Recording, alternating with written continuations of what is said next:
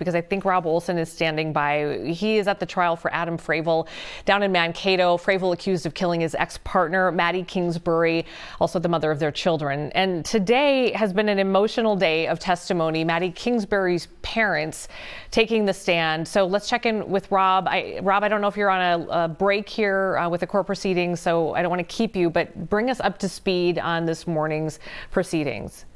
Well, yeah, we are on a break. We are on the lunch break here. It just started, so I just came back out to my car to grab my lunch and kind of go over my notes here. And there's a lot of them so far from this morning.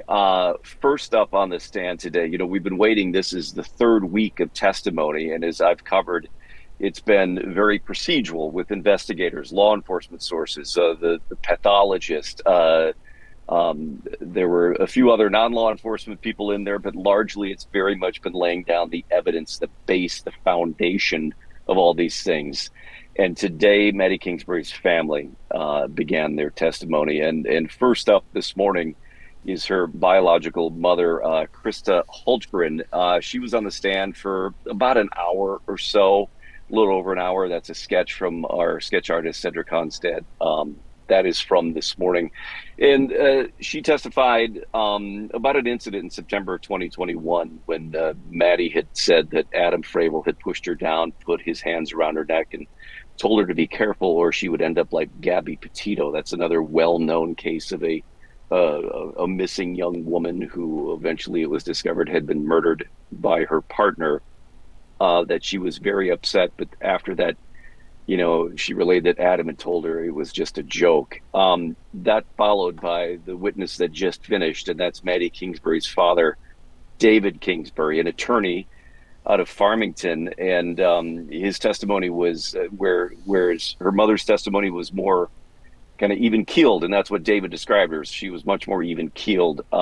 He was much more pointed in his testimony about his daughter and Adam Fravel. He recounted there was a period of time here, and we had not heard this before.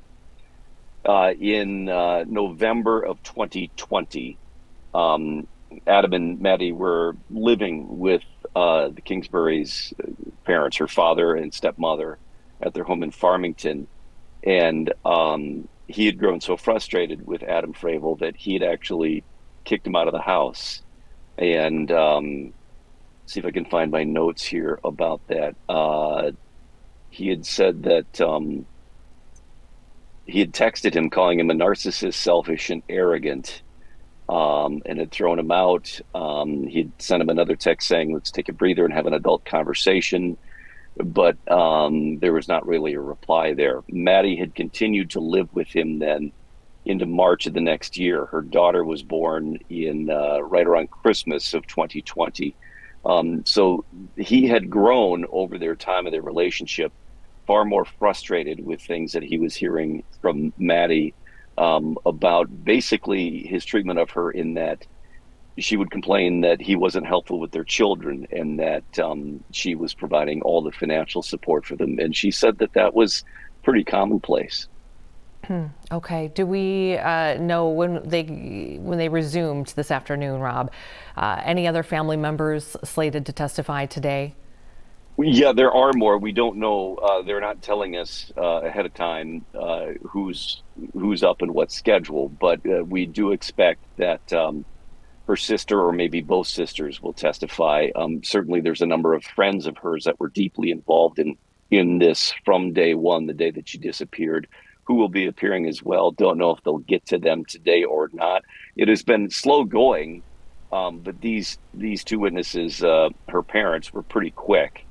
A lot of testimony here about an incident not long, let's see, this was when I mentioned the Gabby Petito thing, this was September of 2021, and her father, David Kingsbury, testified about that as well, because they had actually left their home in Farmington to go to Winona to get her, and she and the children had come back with him for several days.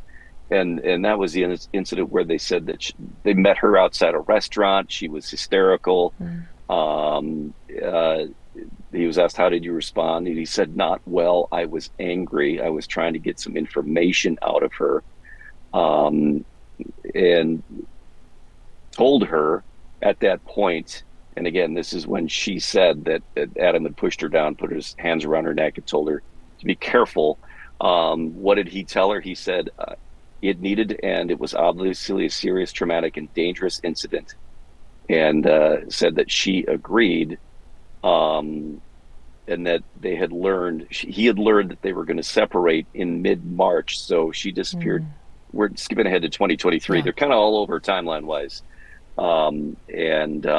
She had told me that the relationship was over. He testified she was going to let Adam know it was over, which she did roughly, in the week before her disappearance is when she had told Adam that the relationship was over. But he was very pointed with his testimony about how his frustrations and that he did not feel that Adam Fravel was a good partner, that he was not supportive, that he was not caring, and said he'd never spoken to him again after that incident in November of 2020 when he kicked him out of their house. Wow. Okay. Yeah, a lot of insight there from her parents, and we look forward to learning more here today from you. I know you'll have some reports for us coming up, I think 5 o'clock tonight, so we'll look for that. Thank you, Rob. Appreciate you taking the time for us.